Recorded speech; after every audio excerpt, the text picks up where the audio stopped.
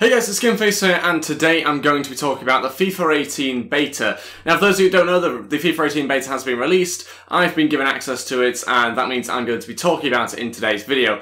Now, of course, if you don't already know the rules, you can't show videos, you can't show images or anything like that.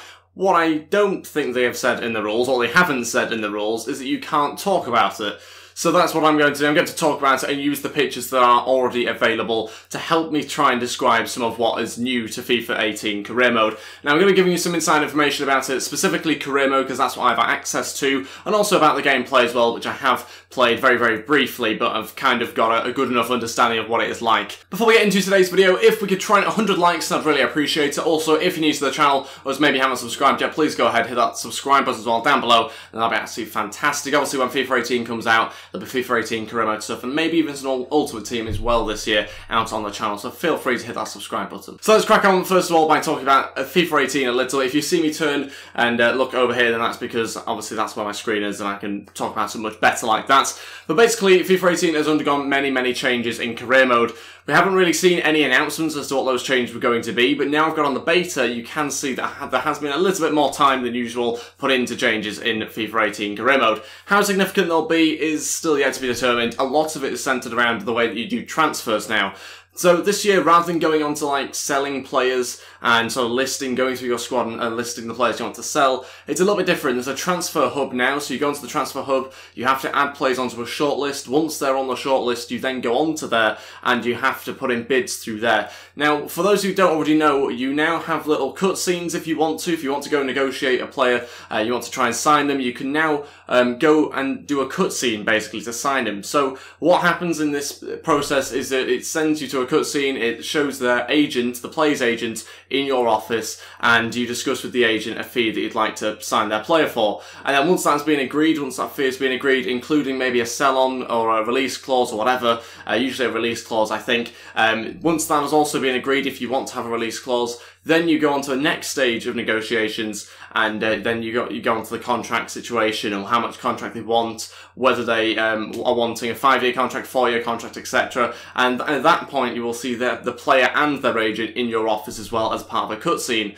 Now, you don't necessarily have to do the cutscenes. You can actually just allow your assistant manager to do all the negotiations for you. So that's something that's quite new, quite exciting to FIFA 18 Career Mode. The cutscenes are being introduced. The fact you can have release clauses, sell-on clauses as well, and both of those are quite exciting. There is a sort of a dialogue that you can follow, rather like we saw last year, obviously with the introduction of Alex Hunter and that mode as well. I didn't play much of, to be honest, but it's a very similar sort of dialogue as we saw from that, where you can talk to the agent, and there's various different paths that you can follow, whether you want to negotiate a higher wage or give them a lower wage, whatever, you can do it through Career Mode now. And there is a bit of a cutscene, which you can't actually skip. It's a bit of a shame you can't skip all the talking. You've got to wait that out, but like I say, you can pass it over to your assistant manager for them to be able to negotiate for you. Also new to FIFA 18 Career Mode is the Squad Hub. Now, we've got the Transfer Hub, where you obviously make your transfer negotiations, add players to the shortlist, do all the contract stuff and all the negotiations. You've also got a Squad Hub now as well. So rather than going onto a sell players list, you know how you used to flick onto that page, now you go onto your Squad Hub and you've got a whole list of everyone in your squad. That includes the loan players that have been loaned out as well, and you get a little sort of in-game version of their guy on the right-hand side. So if they're maybe a loan player, then you'll see them in their loan kit for the club that they're at, and if they are a player from your club, then you'll see them in their kit as well.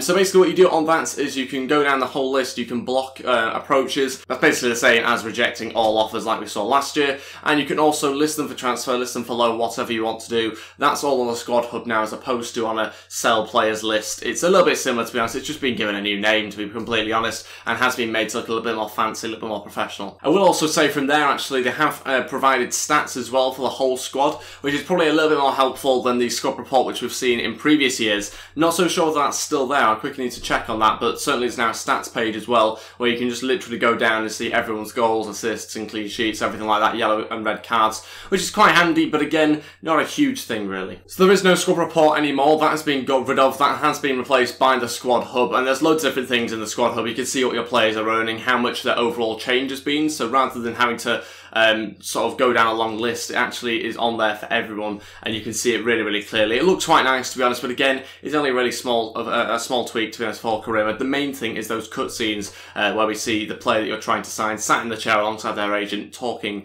to the manager or talking to your guy and negotiating a contract and all those sort of things. The actual menus themselves have been quite heavily changed, but again, nothing too major in terms of Karima changes. Just like I say, the transfers have been definitely improved massively, or at least made to look improved anyway. Something they've also been working on, again, I don't really know how valuable this was to work on, but they've updated the news section on the FIFA 18 career mode section, and yeah, it's, again, it looks a little more professional, looks quite fancy now. It basically comes up and it says breaking news, it tells you a news story, it might have better pictures. So if you made a new signing, for example, I'll give you an example of what I've done. I signed Marcelo for Manchester City, and now it's shown breaking news, and it comes up with Marcelo alongside other Manchester City players on a big banner on like the stadium. So that's what they've done. They've kind of made that look much better. You can also get little video clips now as well of players holding up the shirts that they've signed for when they go to new clubs. So all that sort of thing has been improved, made it to again look fancier, but I'm not so sure how much of a benefit that has. But I don't think we can underestimate the value of what EA have done with the transfer side of things. They have done things quite impressively actually with them. Now that you don't have to actually spend maybe a week signing a player, you can sign a player in one day now. If you choose to do it yourself, if you choose to go through the cutscenes, you can sign him on the same day. There is no longer a waiting session or anything like that. Once everything's agreed, you can do it on the same day. The only thing where you have to wait for your player to sign or for the club to agree things is if you actually hand over the negotiations to your assistant manager. Then you have to wait the usual sort of length of time to be able to get a deal agreed. But if you choose to do it yourself, if you choose to go through the cutscenes, which don't go on for too long, but if you can imagine if you're signing 6 or 7 players, it will get a little bit tenuous, to be honest. So you can do it yourself, and you can therefore sign players on the day still. So that's very, very helpful. But again, it's maybe not a huge change. It's just quite a nice thing to have. One thing I was a little bit disappointed about is that when you go on to search for a player on the transfer market, you go and you search for the guy, and once you find him, you can't put in a bid straight away. This is a little bit odd. It might change for the full game, but you have to add him to your shortlist, back out of the search, go onto your shortlist, and then put in a bid through the transfer hub, as opposed to just searching for the player and putting in a bid. You can't do that anymore. You have to put him on your shortlist, back out, go onto the shortlist through the transfer hub, then put in a bid and just do the negotiations through that page. So it does seem a little bit strange. You can't do it all through the search. You have to go onto a different part, and it kind of slows that sort of thing down again, which isn't great, and again, could well be changed. I'd like to see them change it, but to be honest, I think that's pretty much set in stone by the looks of the way that the game flows at the moment. So I think that that will be a bit disappointing for some people, the fact that it does take a little bit longer to sign players, as in backing out of menus, going to different pages. That does kind of hinder things a little bit, rather than just searching for the player and signing him. There hasn't been any changes to the training drills either this year. They've remained completely the same, which was a little bit disappointing. I was hoping for maybe some new drills or new ways of training your players, or sort of more players to train every week or something like that, but there hasn't been any changes. That's literally remained exactly the same, other than little tweaks obviously to the appearance of the menus. Again, a little bit disappointing. Something I have noticed though that I was quite impressed with is that now you can receive offers for players that haven't been necessarily listed for loan or transfer. I know obviously you could receive offers for those that weren't transfer listed before, but I've never been given an offer from a team that for wanting to sign a player on loan before that wasn't listed on loan. And I have just noticed that's happened. I've gotten a loan offer for one of my players from Derby. They wanted a 1-year loan for him, and he wasn't listed or anything like that. They just wanted to sign him on loan because he was one of the younger players. So that's something I think that might have improved, and that seems to be something that we could maybe be seeing more of throughout the career modes. And again, I don't know whether the clubs will come in and put in bids for players, and then we'll see release clauses on them. I don't know whether clubs will use that or not, or whether that's something literally for you to use. And again, you won't really see the release clauses have that much of effect, because actually to begin the game, nobody has a release clause. So you have to put the release clauses on the players and wait a few seasons for that to really have an effect, to be honest. So I don't really know how much they have changed, how much they've really improved. On the outside of things, it looks okay. They've obviously improved massively the cutscenes, and that's something that's brilliant. The transfer negotiations looks really, very good and really sort of professional and clean, but I don't really know how much of a benefit it really gives to people playing career mode. I think the negotiations looked very good, but then they've kind of just not done anything else. And, you know, one feature is quite nice, but we wanted sort of a few features if we could. We obviously had the objectives, I think, last year, which was kind of like the only feature. And this year, they've probably gone above that. but it's just like, again, it's kind of just one thing, along with like the news section, which they've updated massively and made that look better. Just wanted to see a little bit more, to be honest. They've also made the squad hub, the transfer hub. Okay, that's great, but, you know, we need some more features, really. We've obviously got the feature, like I said, the negotiation is decent, but it's not really enough, I don't think. It kind of feels like on top of that, they've just decided to fiddle around with things and kind of change things around that maybe weren't needed to be changed, to be honest. So, yeah, a little bit disappointing with the changes to career mode and the sort of different things that they've done so far. Hopefully there's going to be some sort of secret or surprise feature. I doubt it though. Usually the beta is the features and that's it. We'll quickly now talk about the gameplay though. I've played one game so far. One game on the career mode gameplay, and so far I'm not so impressed with it. It's very, very slow. It's arcadey, if you want to describe it like that. It's not fantastic right now. And again, the beta, it changes. It's just the first sort of build of it that we get to see. But it will obviously be changed massively. I remember last year I got the beta and it was changed within a few days and it was a whole different sort of gameplay, and it actually got worse in a few days' time, and then it was different when I got the full game. So don't really read too much into the beta gameplay. I'm not so much of a fan of it right now. It's very, very slow. I won my first game on World Class I decided to play on. Won that game 3-1, but it doesn't really seem particularly quick. It's quite slow and, like I say, arcadey. One thing that has been added to the gameplay across all of FIFA, I believe, is the quick substitutions. Now, what happens is when the ball goes out of play or when there's a replay or something like that, it'll come with an option on the bottom left-hand side of your screen saying hold on to RT, and then it gives you a suggestion of maybe what sort of a substitution you'd like to make. That can also be changed yourself. You can actually preset those quick substitutions. Literally all you do is you press RT, then you press A, and that sub gets made once the ball's out of play.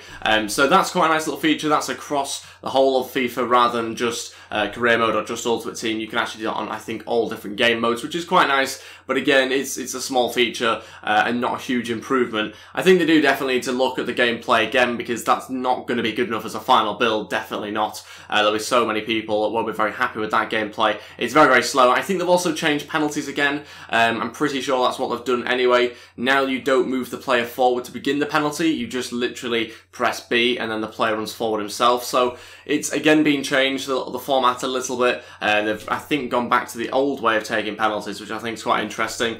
But yeah, it's just basically been a few tweaks. There's not been any huge changes, not for career mode anyway. Although, again, I will say it, as I have said it through the whole video, the changes to negotiations have been good and they make things look pretty decent. But once that's lost its uniqueness, I'm not so sure how long term those features will actually last and still be quite cool to play with after a couple of months of career mode. So I'm not really too sure about the longevity of the career mode on FIFA 18 just yet. I'm still not so sure that this will be as many changes as people will like, to be totally honest, on the game. Like I say, hopefully they announce something else, but to be honest, I can't see it. This is usually the way it's going to be for the full game in terms of the features. The gameplay obviously will change massively, and hopefully we see some changes with the gameplay, because it's very, very slow at the moment and doesn't play particularly smoothly. So we'll wait and see what happens on the full game anyway. In a few hours I will be doing another video that will be coming out about the beta, and that will be going through some of the club budgets for the beta right now. It gives you a little bit of an idea of maybe what will be on the full game release, just so you guys know. I'll be doing that in a few hours time, so stay tuned for that, and thank you all so much for watching today's video. If we could try and 100 likes, I'd really appreciate it. Also, if you're new to the channel or just haven't subscribed yet, please go ahead and hit that subscribe button as well down below, and that'd be absolutely fantastic. Thank you all so much for watching, and I'll see you guys next time. Goodbye.